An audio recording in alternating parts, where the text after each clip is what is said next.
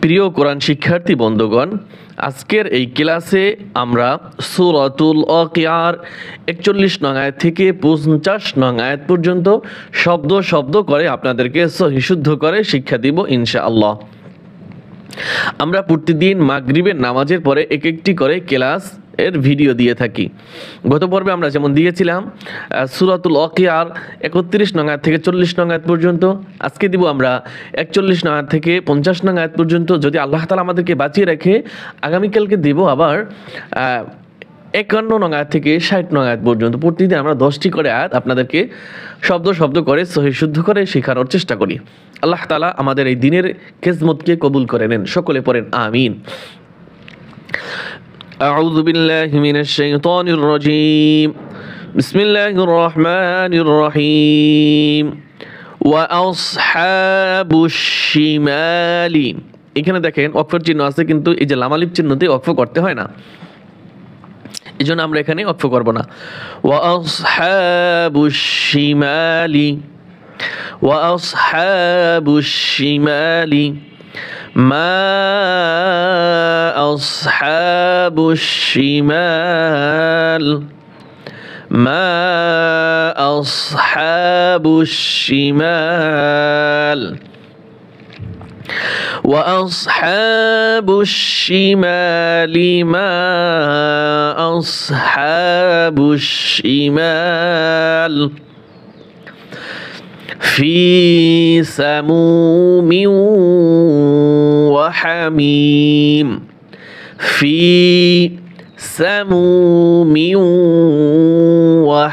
وحميم في سموم وحميم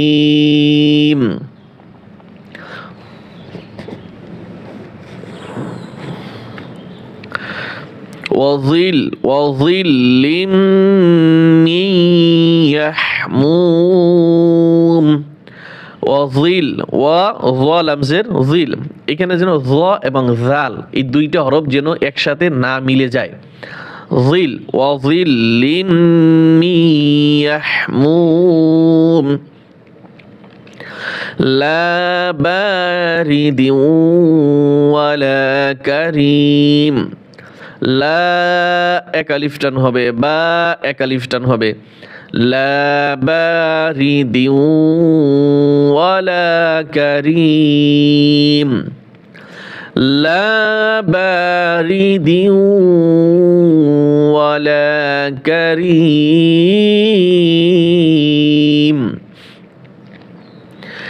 লা বারিদিন ওয়ালা কারীম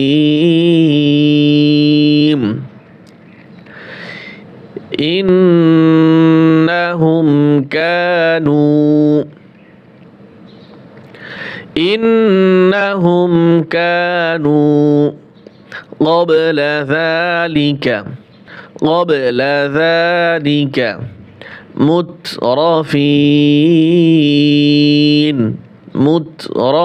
مترفين إنهم كانوا قبل ذلك مترفين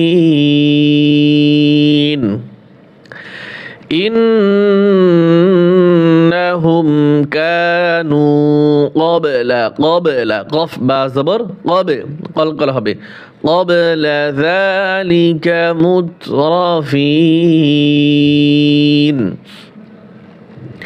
وكانوا يصرون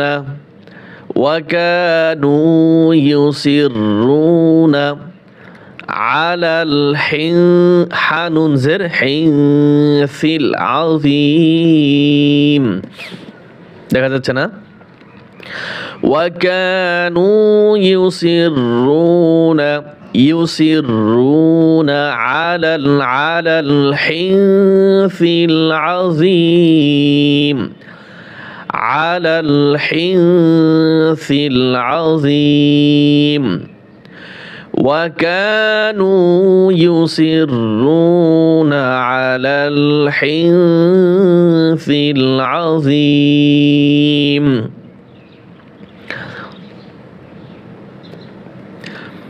وكانوا يقولون أإذا متنا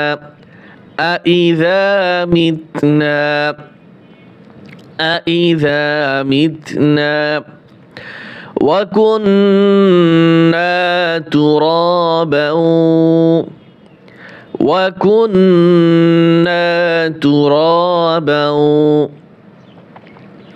وعظاما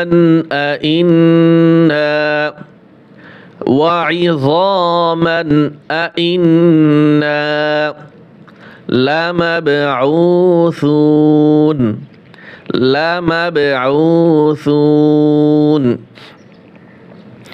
وكانوا يقولون أإذا متنا وكنا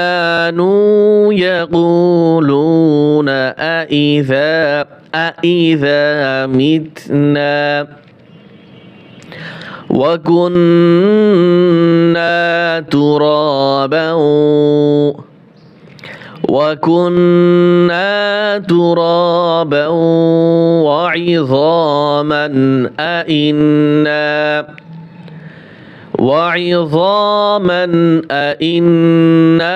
لمبعوثون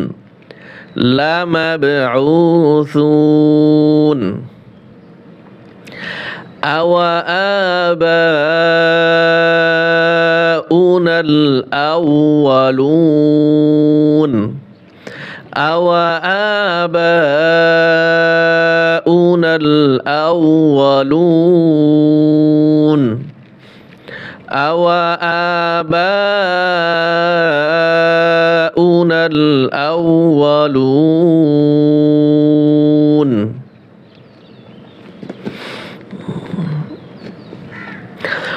قل إن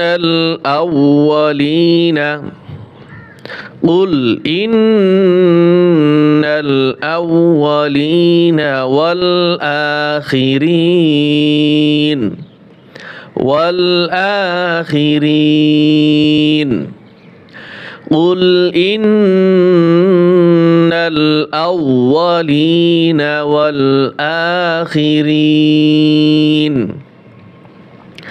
لمجموعون এখানে চাইলে ওয়াকফ করতেও পারেন, আবার ওয়াকফ নাও করতে পারেন।